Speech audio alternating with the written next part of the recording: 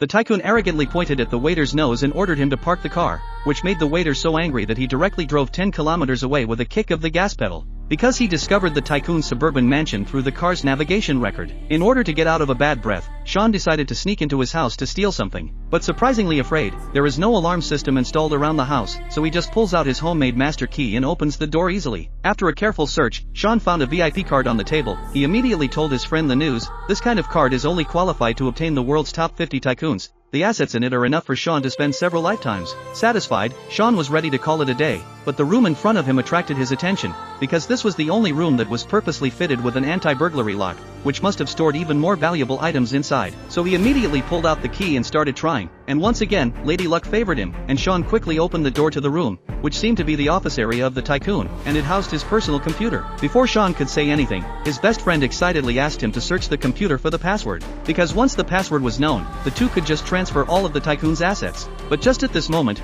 Sean found a check sitting on the table, and he immediately took out his cell phone to take a picture of it, ready to send it to his best friend.